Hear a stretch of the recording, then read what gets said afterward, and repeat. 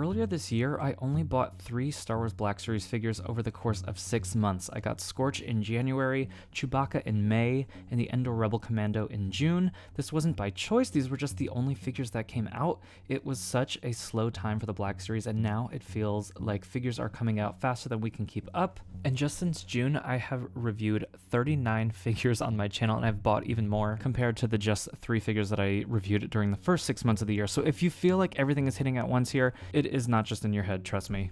So I wanted to do something a little bit different today and just kind of recap a lot of the stuff that I've picked up over the last few months or last few weeks even, and just kind of show you what I've got. A lot of these I've made myself, such as this Dexter Jetster. This was some 3D files that I commissioned for my Patreon from an artist called The Glowing Ghost on Instagram. He does amazing work. I'd always wanted a Dexter Jetster that kind of reminded me of like the 3.75 inch figure. I painted this myself. You can see he's got some holes in the back that just make him hollow, so that way you use a lot less resin and it's a lot less likely to fail while printing. He's got a little bit of articulation here, nothing you'd really want to like pose too much, but with these resin figures it's better just to have them be sort of like a statue. But I love having him on my Attack of the Clones shelf.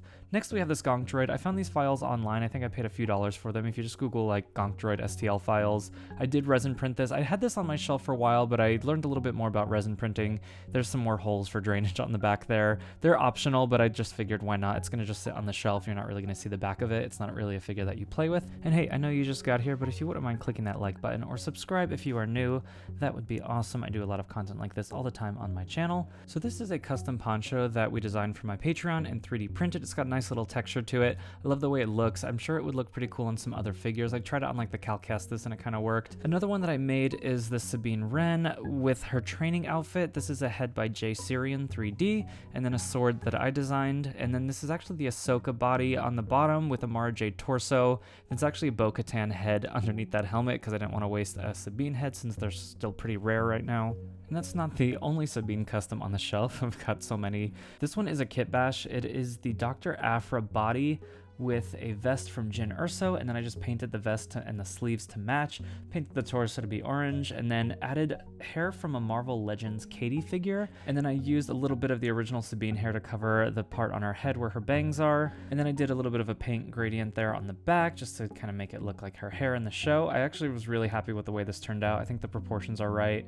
I love having her hold her helmet there like we saw in the show. The only problem is that I can only have like so many Sabines on my shelf, so I ended up just displaying the one with the purple hair and the poncho, but I'm still happy with how that custom turned out. And then this is a Lothcat, also sculpted for my Patreon. This one was painted by my friend Rob, also known as the Toxic Collector on Instagram. Super cool guy, and he does amazing paint work. I'm really happy to have that on the shelf. All the customizers I mentioned will be linked below. This one is a Watto by Black Remnant. It is actually a sculpt that was made for like tabletop miniatures. I scaled it up for Black Series scale, and then my friend Tim from Tim's Toys painted this.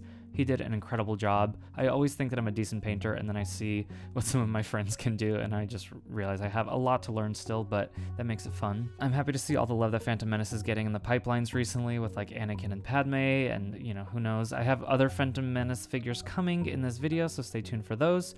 This Yoda actually came with a Kotobukiya R2-D2 that is just a little bit overscaled for the Black Series, but the Yoda actually weirdly scales pretty nice, and I just love the way that this looks because the Empire Strikes Back Yoda, even the newer one, he has an alternate head and alternate arms. You could have him like pointing, and then he has his eyes closed and the alternate head, just like the Black Series one, but look how nicely this scales together, and I just really prefer the sculpted robes compared to the soft goods. And then my friend Frederick from Frederick's Figures repainted that Luke face for me.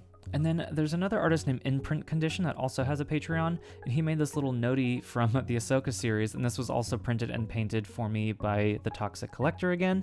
He did an amazing job with this pearlescent paint. He doesn't stand up great, just the nature of the sculpt, but I'll get him on a stand. And I'm not going to cover like all of the standard Black Series releases that I've reviewed over the last few months on my channel, but I really love this Ahsoka. It's one of my favorites that's come out in a while, and I know most people don't have this figure in the US yet, so I figured I would show it here again. This is actually in stock on Star Action Figures, the whole wave is, and they have a lot of deals on figures that are kind of hard to find in the US, so it kind of balances out the cost of shipping a lot of the time, so just something to consider. Next we have a custom with files from Skylu 3D, and then this is the New Republic officer. Yes, that is a J. Jonah Jameson head. I love using that head for just different officers, but Frederick did the paint job on this. We printed out that little sticker on his arm. I need to kind of glue it down a little bit better, but I love the way that this looks, and that pop of blue, it's just so nice on the Ahsoka section of the shelf. It's such a vibrant color that's just so specific to the Mandoverse, and so it's just nice to see that represented on the shelf.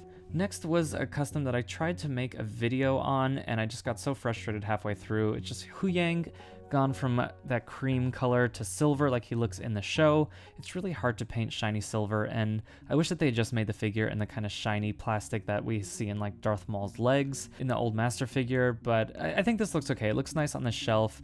I just feel like he doesn't look as shiny as he's supposed to, but that's just kind of the nature of painted figures. I have a video on my channel showing me painting this new figure. I guess technically didn't paint it. I just used a dark wash and some dry brushing. It's actually a lot easier than you think, and according to the comments that I saw in the video, it seemed like a lot of people were really motivated to give this a try once they saw how pretty simple it is. And then I do have him on one of my hexagon stands with the back to it because he just tends to fall over. It's just the figure. And then I did design and 3D print the staff since he unfortunately did not come with one, but I'm really happy with how this turned out, and now it's one of my favorite figures, even though the original one was just really not great to look at. Recently, I had Frederick paint a whole batch of figures for me, and one of those was this Assage Ventress. I saw the one that he had on his shelf, and I just knew I had to have him paint this.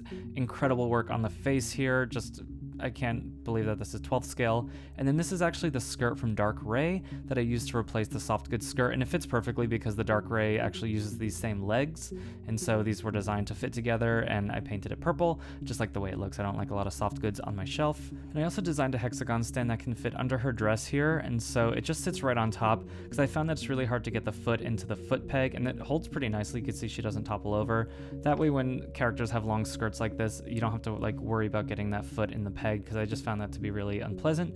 So I created that in order to solve that issue. So I've only teased this out on my Instagram, so don't go sending this around or posting it yet, but this is a Captain Panaka kit that I had designed for my Patreon. This fits on top of a Grand Moff Tarkin body. The body was sculpted by the Glowing Ghost, and the head sculpt was done by Blue D. All will be linked below. But I had this figure when I was a kid. I really wanted it in 12th scale, especially with the new Padme coming out that will look great next to him. So that kit's coming to my Patreon in November. Again, sorry to shamelessly self-promote so much, but so much of the new additions I have are things that were designed by different creators in the community, and if ones are available, I want you to know where you can find them. And all the different artists will be tagged below, so make sure you go check them out after this video. This is a custom Rise of Skywalker Finn that Tim's Toys made for me. Say what you want about the sequels, but the art direction and character design and all of that I think was up to par with the rest of the trilogies, and so I still love having all of those costumes represented on my shelf. I also have fond memories of going to see those movies with my family over the holidays. This is a custom Leia from The Last Jedi by Tim's Toys. This is mostly custom sculpted. Tim totally changed what I thought a custom figure could look like, especially with that Leia. It's one of the first custom figures that I ever saw online and was just like, oh my gosh, it opened up such a new world to me. He also made this Lando that represents him in The Rise of Skywalker. I think it looks a little bit younger here, so I like to kind of think of this as like an in-between the trilogies Lando, but I think he looks so cool. It's such a nice blend between young Lando and old Lando.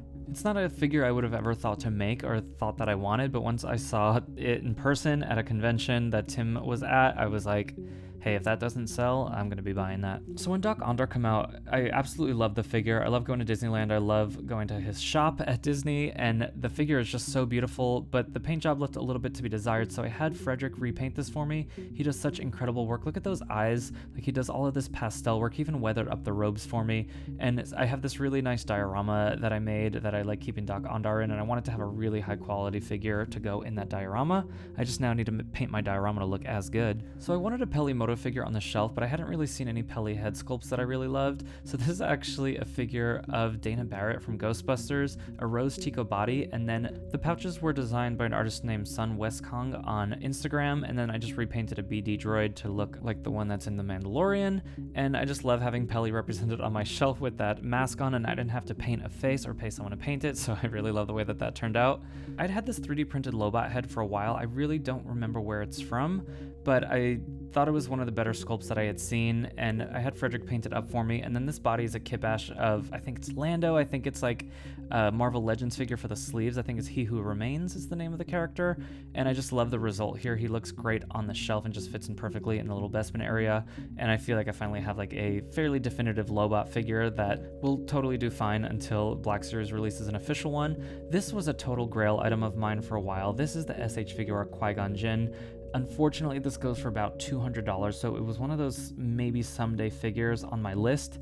Probably one of the last grails that I had on my list that I was just putting off because I just never thought that he looked that good. I thought he looked a little bit too young in photos that I saw, but actually having this in hand, The sculpt of the robes is so beautiful, and I kind of want to get a custom head by Nuno. This is what that Qui Gon looks like, and then he also made this Queen Amidala. He designed the files himself and painted it. I can't wait to get that in the mail as well, hopefully later this year.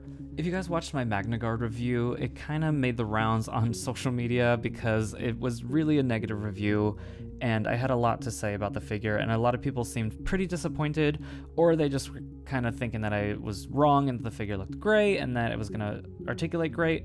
A lot of people have reached out to me and told me they have the same issues with their Magna Guard with the shoulder pads popping off all the time, but honestly, on a stand on the shelf, he's really not that bad of a figure, so if you are looking forward to that, you will have plenty of figure there to enjoy. So I don't know how many of you guys remember the game Jedi Power Battles. It released around the time of the Phantom Menace for PlayStation 1. It really wasn't a great game, but it was a really transformative experience for me as a kid. I used to rent a PlayStation every couple months from Blockbuster and have to start the game over every time, and it was just honestly probably the most fun I've ever had with a game in my life. I've been chasing that high for my whole life, but I would love to recreate all of those characters for my shelf. This is Plo Koon, of course, with a Ben Kenobi body, with those weird yellow robes and lightsaber that he had in the game for some reason. Next we have Omega. This is the new Season 2 Omega. I'm actually really happy with this figure. I did do a full review on it. I love the way that that head can be used on the Season 1 body, so you can pretty much get 2 figures out of that box if you have the Season 1 body still. And then of course we have Pre Vizsla. Just wanted to show off that this figure isn't really that bad. I know that a lot of people were disappointed by the body. It's not the most posable, but he does look pretty cool on the shelf, and the paint is really clean, and the materials they use for the shiny parts are really nice. So this was something a little bit different today, just kind of like an off-the-cuff narration of all of these random pickups. There's really no rhyme or reason to these. There's definitely stuff that I've gotten recently that I didn't feature, that I could have, and then stuff on here that may be a little bit older, but I don't know, I just went through my shelf and through my drawers and like bins and just picked random figures that I felt like talking about tonight. So I hope you guys enjoyed this. If you did, please leave a comment. That really helps out the channel. Leave a like, subscribe if you are new to the channel. It's the best way to support. As always, thank you for watching, and I will see you next time.